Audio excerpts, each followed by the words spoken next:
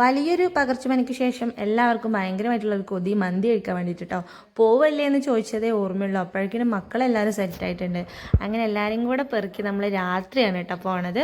രാത്രി ഈ പുറത്ത് പോയി ഫുഡ് കഴിക്കുന്നത് വേറൊരു വൈബാണ്. എപ്പോഴും നമ്മൾ പോവുക അറേബ്യൻ മജ്ലിസിലാണ് കേട്ടോ. ഇസു അനങ്ങിയാൽ പറയും നമുക്ക് അറേബ്യൻ മജ്ലിസ് പോയി മന്തി കഴിക്കാമെന്ന്. ഓനിക്ക് ആ ഒരു സംഭവം ഭയങ്കര ഇഷ്ടമാണ്. നമ്മുടെ വീടിൻ്റെ തൊട്ടടുത്തായതുകൊണ്ട് തന്നെ നമ്മുടെ ഏറ്റവും വലിയൊരു അടിപൊളിയായിട്ടുള്ളൊരു ഓപ്ഷനാണ് ഈ ഒരു അറേബ്യൻ മജ്ലിസ് എന്ന് പറയുന്നത്. അങ്ങനെ അവിടെ എത്തിയിട്ടോ. വിത്തിൻ സെക്കൻഡ്സാണ് നമ്മൾ അവിടെ എത്തിയത്. കാരണം തൊട്ടടുത്താണ്.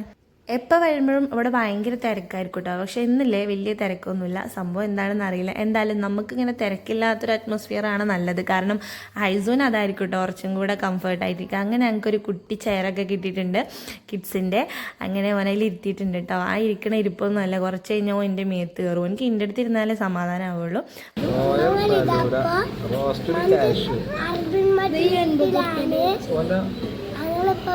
ഇവിടെയാണ് വണ്ടി കഴിക്കാനാണ് വണ്ടിന് അതിന് കാണിച്ചോടുക്കുമ്പോ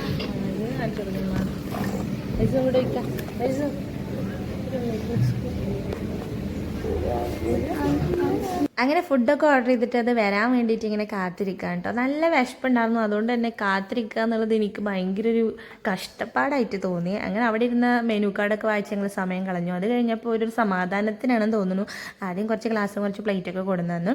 ഹൈസൂനാണെങ്കിൽ ഒരു യെല്ലോ കളറിലുള്ള ക്യൂട്ടായിട്ടുള്ളൊരു പ്ലേറ്റൊക്കെ കൊടുത്തിട്ടോ. അവനാണെങ്കിൽ ഒറ്റ പറഞ്ഞാൽ ചിലപ്പോൾ 2-3-4 കഷ്ണമൊക്കെ ആവും. അങ്ങനെ ഞാൻ ആ പ്ലേറ്റ് വേണ്ടാന്ന് പറഞ്ഞ് തിരിച്ചു കൊടുത്തു. ആദ്യം കുറച്ച് മയോണൈസ് സലാഡ് സോസ് പിന്നെ പരിപ്പ് കറി ഉണ്ടായിരുന്നു ഗൈസ്. അത് എന്തിനാണെന്ന് എനിക്ക് മനസ്സിലായില്ല. ഇവിടെ പരിപ്പ് കറി ഇട്ടു കേട്ടോ. പിന്നെ ഇവിടുത്തെ സ്പെഷ്യൽ ഐറ്റം എന്നൊക്കെ പറയുന്നത് ഹണി അൽഫാം അങ്ങനത്തെ സംഭവങ്ങളൊക്കെയാണ് കേട്ടോ. എന്തായാലും ഞങ്ങൾ സലാഡൊക്കെ തിന്നായി വറക്കുകയാണ്. ചെക്കന് ഉണ്ട് ഒരു ഗ്ലാസ് വെള്ളമൊക്കെ കൊടുത്ത് സെറ്റാക്കിയിട്ടുണ്ട് കേട്ടോ.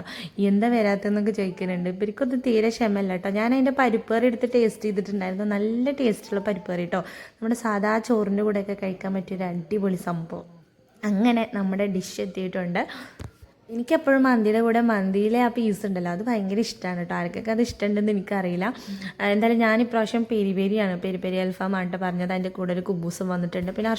പിന്നെ നമ്മൾ ബട്ടർ നാൻ പിന്നെ ഹണി അൽഫാം മന്തി റൈസ് ഇത്രയാണ് ഓർഡർ ചെയ്തത്.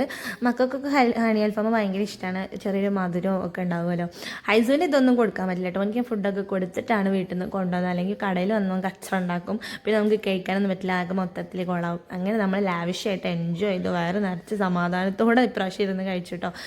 കാരണം നമ്മൾ ചെറിയ ആൾ ഭയങ്കര കാമൻ കൂളായിരുന്നു. അങ്ങനെ ഫുഡൊക്കെ കഴിച്ച് പാർസലും വാങ്ങിച്ച് നമ്മൾ അവിടെ നിന്ന് ഇറങ്ങി കേട്ടോ. ഒരു എന്താ പറയുക പനിച്ച് കഴിഞ്ഞിട്ടുള്ളൊരു മന്തി കഴിച്ച ഫീൽ ഉണ്ടല്ലോ, അടിപൊളിയായിരുന്നു, ഒന്നും പറയാനില്ല.